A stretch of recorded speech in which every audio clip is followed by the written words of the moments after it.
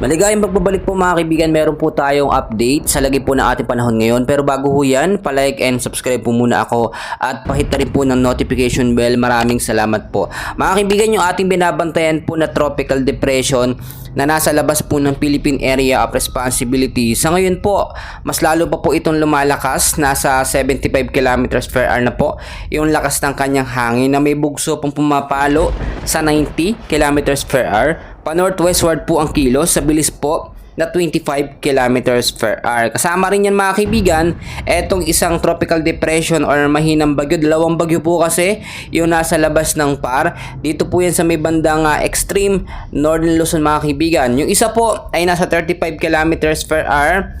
At ito ay maintain at yung direction po niya ay patumbok po dito sa ating Philippine Area of Responsibility, pero hindi naman ito nakikitaan na papasok po sa ating PAR within the next 12 to 24 hours. Magagayon man, meron pa rin tayong minomonitor na low pressure area na nasa loob po ng Philippine Area of Responsibility. Sa ngayon po, ito ay nasa 145 kilometers po sa may bandang west of Coron, Palawan.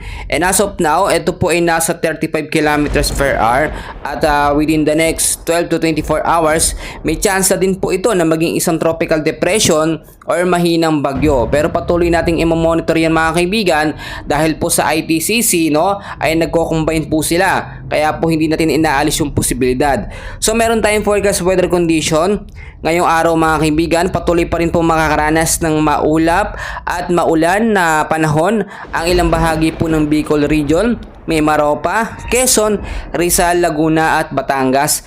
Dahil pa rin po yan sa banta po ng low pressure area. Dito nga po mga kaibigan sa may Coron, Palawan at ITCC. Magkasama po yan. Kaya yun po nagbibigay ng pag-uulan sa ilang bahagi po ng ating bansa. Sa Ilocos Region naman po, Cordillera Administrative Region, kasama na rin po ang Cagayan Valley, Central Luzon. Maulap din po na kalangitan ang ating nararanasan dyan ngayon. Ngayong hapon naman po hanggang sa gabi, asahan po natin ang mga isolated rain showers at thunderstorm. Dahil po yan sa easterlies o yung mainit na hangin na nanggagaling pa rin po sa karagatang Pasipiko. Kasama rin po dyan ang ilang localized thunderstorm. Samantalang dito naman po sa Metro Manila at ilang bahagi po ng ating bansa, patuloy pa rin po makakaranas ng maulap at masamang panahon. Lagi po sa hapon at sa gabi, meron pong mahina hanggang sa posibleng malakas na pag-uulan. Dahil pa rin po yan mga kaibigan si tinatawag po natin na Intertropical Convergence Zone or ITCC.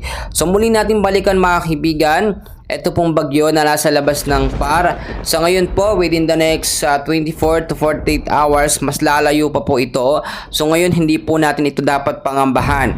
Ang ating pinapangambahan po ngayon ay ito pong low pressure area na nasa loob po ng ating bansa sa may bandang Coron, Palawan.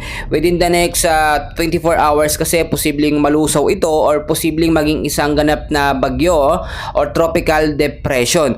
Ang tropical depression po mga kaibigan, yung hangin po niyan ay nasa 45 kilometers per hour.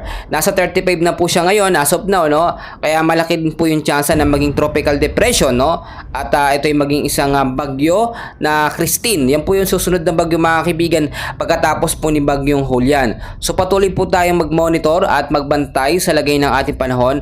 Mamaya update ko po kayo muli, and please huwag pong kalimutan i-like at i-subscribe ang ating YouTube channel for more weather updates. Maraming salamat po.